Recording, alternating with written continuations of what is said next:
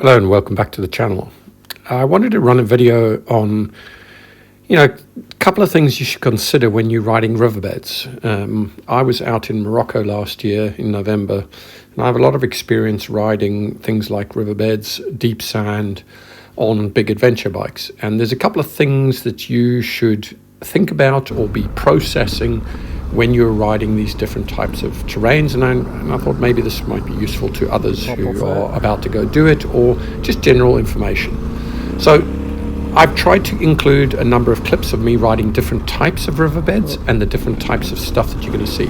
This one here is a really wide, flat, sandy riverbed with a couple little ledges to drop down off, basically, and that means that the sand underneath tends to vary in density. So you'll find soft patches, hard patches, and as long as you maintain some speed, drop your heels, keep a positive throttle, you'll be fine. As you can see here now, I've dropped into something completely different. This is a whole different kettle of fish. I've dropped off a bank there into a very rocky riverbed. So this is a little bit more narrow, different terrain, lots of round boulders which are going to deflect your bike and want to basically kick you off balance and not allow you to gain any momentum. The key in this type of riverbed is picking good lines, looking as far ahead as possible, trying to find the lines where it's a little bit sandier, the stones are a little bit smaller, and there's clear patches where you can maintain some speed. Again, maintaining a reasonable speed is super important when you're hitting rocks like this, because on a big adventure bike, it deflects you and wants to knock you off the bike and lose your balance. You try put your leg down in these little gaps and holes, you're not going to find a nice flat piece of ground, and you're going to tipple over to your right, and you can hurt your knee and all sorts of things. You can damage your bike, you can crack your engine case. There's a lot of things to look out for. So the fundamental that I'm following in this clip is picking good lines. It's absolutely crucial. Here's another example, again, narrow riverbed, again, very rocky. I was trying to make decisions here of where do I get out. There's very high banks on either side here.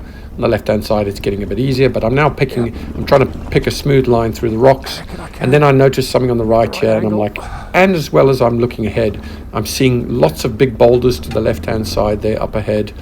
The gully seems to be getting deeper, so I picked a bank to try get out on the right here. It was a tricky exit, it was off camber, so you have to apply weighting of the foot pegs and all that stuff. You can't just paddle out of it. There's some elements of technique involved.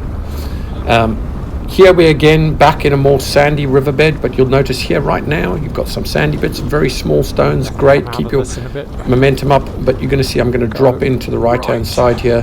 I can see some rough stuff on the right, but I can see a little gap there, a little sandy patch. Drop into the sandy patch so it stays smooth. Yep. And then my route actually varies off to the right hand side here, so I have to navigate across this little middle bit between the camel grass and try find my way back onto my route. So I'm monitoring my GPS, I'm reading the lines of the terrain, and trying to pick the best lines. In a second I pick a slightly dodgy line and I go back into this riverbed, but it's super soft. It's like that powdery sand, so I'm in it for a brief second and I hop back out. I happen to be on comms with my mate and I warn him about it so he doesn't drop into that super sandy bit, and then we're able to continue. Again, here's a different riverbed again. We're in the mountains now, in Morocco, in the Atlas Mountains. This is a very washed out riverbed. It's got water in it, which brings whole new challenges. When there's water in, you can end up with very claggy mud and sinking, almost quicksand type qualities. So there is a high level of risk when you go near water like this. There could be silt, and that silt can be, with an adventure bike, it is a major problem. Here I was solo, so I had to be very careful. I've got full camping gear on the back of my bike. There's a little ledge here that I'm navigating, weighting that left foot and the outer foot peg, and then just dropping into the riverbed. But again, I'm looking for solid ground. Luckily there's a couple of tracks here now, you can see. There's been some other bikes, I assume lighter bikes than mine, but who knows, could have been adventure bikes. and I'm sticking to their trails because I can sort of see that the line is fairly solid here. Again, lots of rocks. This is 250. Trying to avoid all those big rocks on the right hand side there, as you can see, and I'm just slowly meandering my way through, but I'm maintaining momentum all the way along here, because if there is a boggy bit, I can whack in the power, open the throttle and power through it, because I've got that momentum already.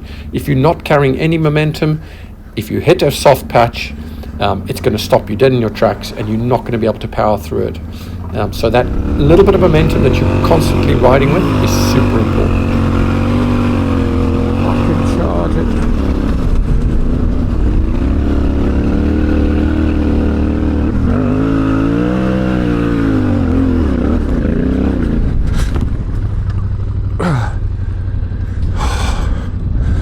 Well, that was a fucking charge and a half to get off the beach. Gee.